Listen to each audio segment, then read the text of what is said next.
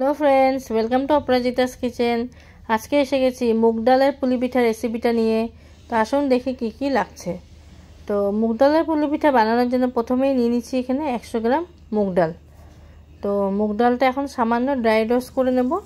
সামান্য dry roast করে নিয়েছিলাম আমি, নিয়ে এবার জল দিয়ে কড়াইতে সেদ্ধ করতে দিয়েছি। ডাল যতটা দিয়েছি তার ডাবল বা ট্রিপল জল দেবেন। তো আর 1 চামচ এখানে নুনও দিয়ে দিচ্ছি, দিয়ে এবার ভালো করে এটা সেদ্ধ করে নেব। ভালো করে ডালটাকে গলিয়ে নেব। তো এখন আমি কিছুক্ষণ চাপা দিয়ে রাখবো এটা। তো উল্টা দিকে আমি নারকেলটাকে গুড় দিয়ে ভাজতে বসিয়েছি, একটা পুর বানিয়ে নেব। তো ওটা আমি বসিয়ে দিচ্ছি, ওটা হচ্ছে আস্তে আস্তে। ডালটা হালকা হালকা সেদ্ধ হয়ে এসছে, এরকম হাত দিয়ে টিপলেই বোঝা যাচ্ছে। তো এটাকে আরও সেদ্ধ করবো, পুরো গলিয়ে দেবো। তো এখন আমি স্ম্যাশারটা দিয়ে একটু স্ম্যাশ করে দিলাম। এটা দিয়ে স্ম্যাশ করলে ডালটা আরও গলে যাবে ভালো মতন।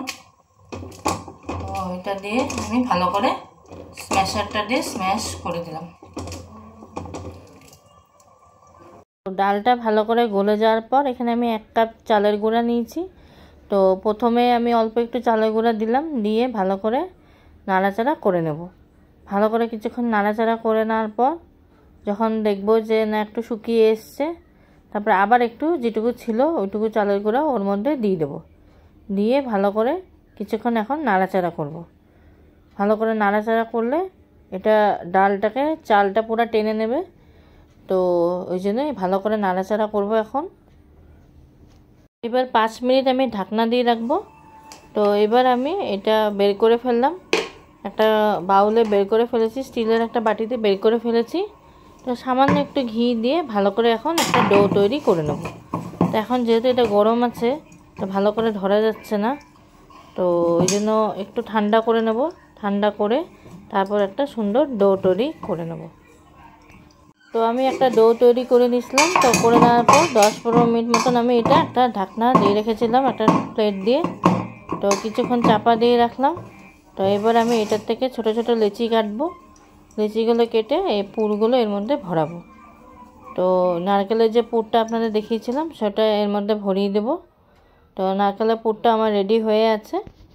তো ওটাও সাইড বাই সাইড আমি করে ফেলেছিলাম। তো এখন নারকেলের পুরটা ভরে আপনাদের দেখাচ্ছি।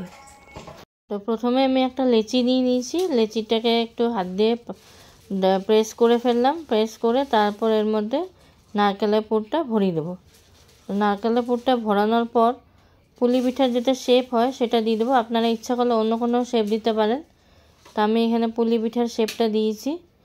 তো ওই শেপটা দিয়ে তারপর আমি পিঠাগুলো সব বানিয়ে নেব। তো এইভাবে বাদবাকি পিঠাগুলো সব বানিয়ে নেব।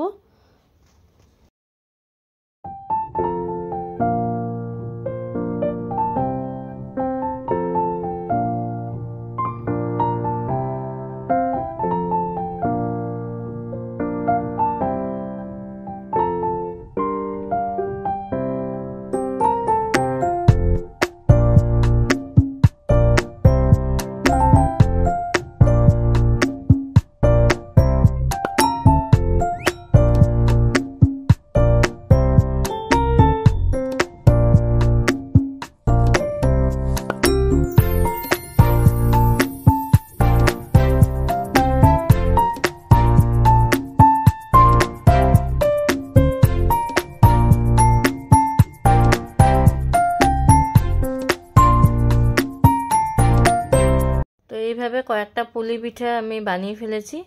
তো উল্টো দিকে কড়াইতে তেল গরম করে আমি পিঠাগুলো ভাজতে বসিয়ে দিয়েছি। তো তেলটা গরম করে রেখেছিলাম।